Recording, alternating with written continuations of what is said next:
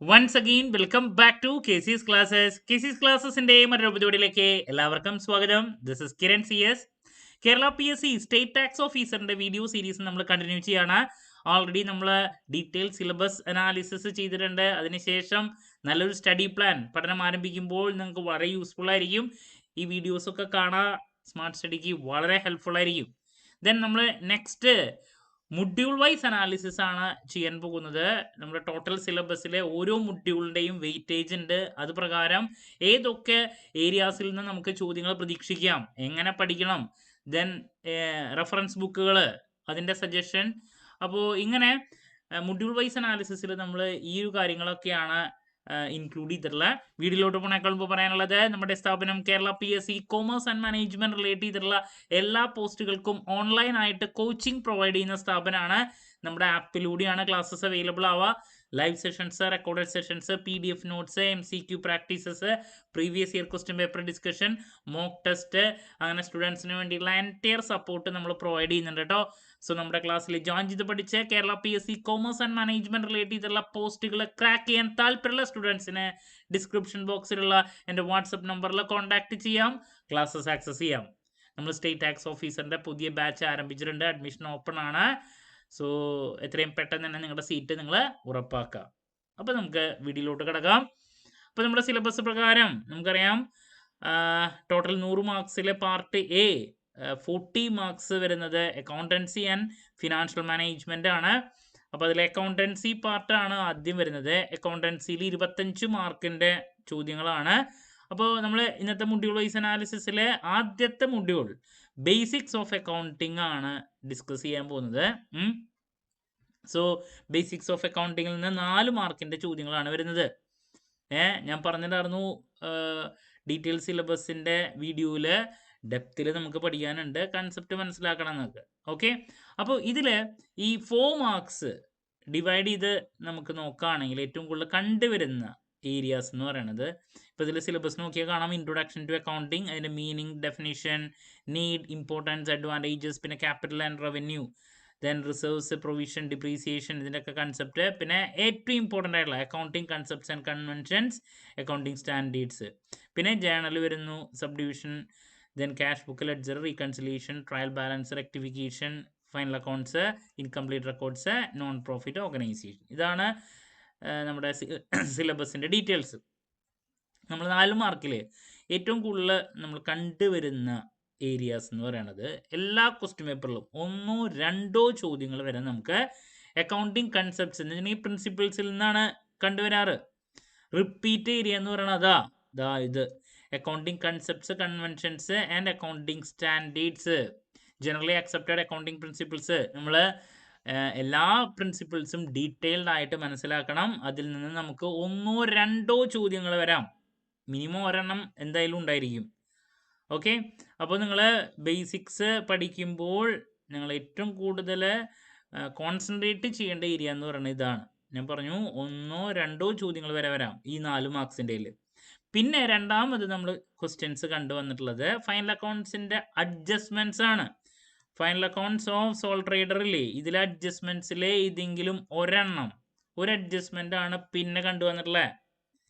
അപ്പോൾ ഞാൻ പറഞ്ഞു ബേസിക്സ് നോക്കുമ്പോൾ ആദ്യം നമ്മൾ എക്സ്പെക്ട് ചെയ്യുന്ന ചോദ്യങ്ങൾ ഈ ഏരിയയിൽ നിന്നാണ്, പിന്നെ അഡ്ജസ്റ്റ്മെൻറ്റിൽ എന്ന് പറഞ്ഞാൽ പിന്നെ ഒരു ക്വസ്റ്റ്യൻ ഇൻകംപ്ലീറ്റോ നോൺ പ്രോഫിറ്റോ, കൂടുതൽ ഇൻകംപ്ലീറ്റിൽ നിന്ന് ഒരു ക്വസ്റ്റ്യൻ. ഇങ്ങനെയാണ് ഈ 4 മാർക്സിൻ്റെ ചോദ്യങ്ങൾ മൊഡ്യൂൾ നമ്പർ 1-ൽ നിന്ന് കണ്ടുവരുന്നത്. അപ്പോൾ നിങ്ങൾ പഠിക്കുന്ന സമയത്ത് ഈ ഏരിയാസിനെ കൂടുതൽ എന്തായാലും ഇമ്പോർട്ടൻസ് കൊടുത്ത് പഠിച്ചിരിക്കണം.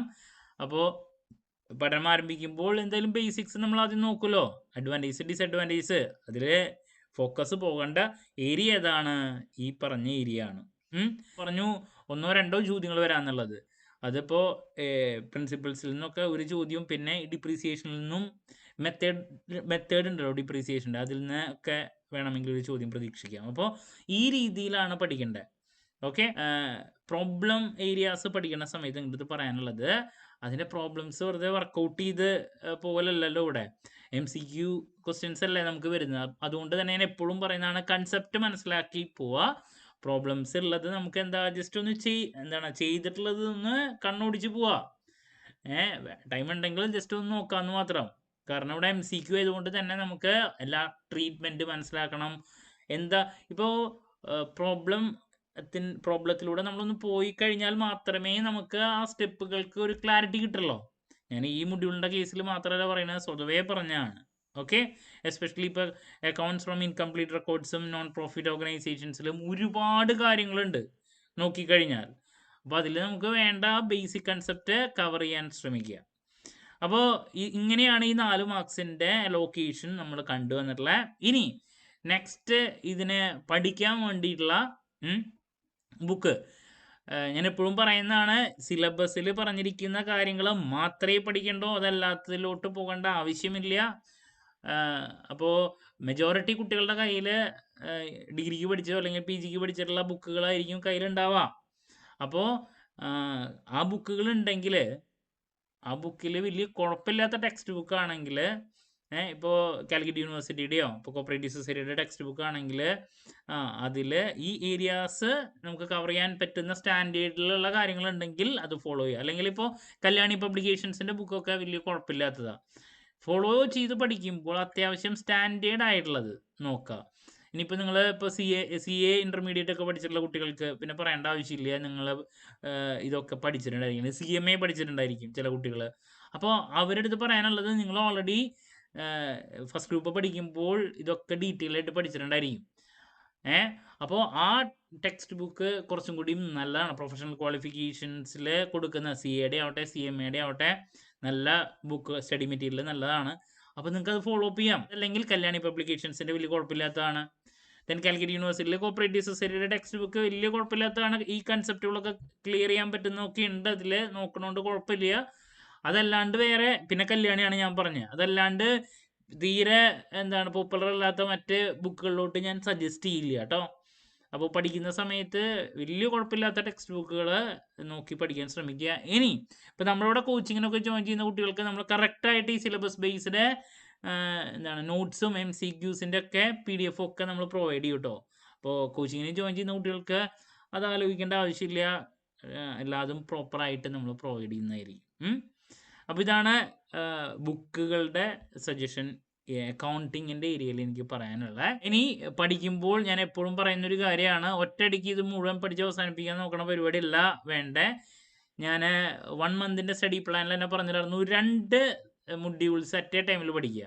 അപ്പോൾ അക്കൗണ്ടിങ് സ്റ്റാർട്ടിങ്ങിൽ നിങ്ങൾക്ക് ഈ ഏരിയ വരെ, ഇൻട്രൊഡക്ഷൻ മുതൽ അക്കൗണ്ടിങ് സ്റ്റാൻഡേർഡ് വരെ അത് ആദ്യം പഠിക്കുക. അതിൻ്റെ കൂടെ വേറൊരു പേപ്പറും കൂടി ഒരുമിച്ച് കൊണ്ടുപോകാൻ ശ്രമിക്കുക. ഓക്കെ, ദെൻ അത് കഴിഞ്ഞിട്ടുള്ള ഏരിയാസിലാണ് ഈ കൂടുതൽ പ്രോബ്ലംസിൻ്റെ കാര്യങ്ങളൊക്കെ വരുന്നത്. അത് വേറൊരു സ്ട്രെച്ചിലോട്ട് മാറ്റി വയ്ക്കുക. ഒറ്റയടിക്ക് ഒറ്റ സ്ട്രെച്ചിൽ ഇത് മൊത്തം നോക്കാൻ വേണ്ടിയിട്ട് ട്രൈ ചെയ്യരുത്. അങ്ങനെ ആകുമ്പോൾ കുറേ ടൈം പോവും, ഒരു മൊഡ്യൂൾ വെച്ചിട്ട് തന്നെ നിൽക്കും, നമ്മുടെ പോർഷൻസ് കഴിയില്ല. ഓക്കെ, അപ്പോൾ 4 മാർക്സ് നമ്മുടെ കയ്യിൽ നിന്ന് പോകരുത്. ഏറ്റവും കംഫർട്ടബിളായിട്ട് 4 മാർക്സ് നമുക്ക് സ്കോർ ചെയ്യാൻ പറ്റുന്ന ഒരു മൊഡ്യൂളാണ് കേട്ടോ ഇത്.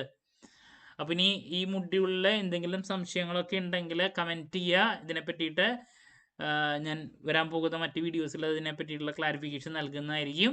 ദെൻ നമ്മൾ മൊഡ്യൂൾ വൈസ് അനാലിസിസ് കഴിഞ്ഞാൽ MCQs പ്രാക്ടീസ് ചെയ്യും, previous year question paper discussion ഒക്കെ ഉണ്ടായിരിക്കും. അതിനൊക്കെ വേണ്ടിയിട്ട് വെയിറ്റ് ചെയ്യുക. നമ്മുടെ പുതിയ ബാച്ച് ആരംഭിച്ചിട്ടുണ്ട്. സോ ഡിസ്ക്രിപ്ഷൻ ബോക്സിലുള്ള എൻ്റെ വാട്സപ്പ് നമ്പറിൽ കോൺടാക്ട് ചെയ്ത് ക്ലാസ്സസ് ആക്സസ് ചെയ്യുക. ഓക്കെ, മറ്റൊരു വീഡിയോയുമായി വീണ്ടും കാണാമെന്നുള്ള പ്രതീക്ഷയോടെ നിർത്തുന്നു. This is Kiran CS signing off. Have a nice day. Thank you.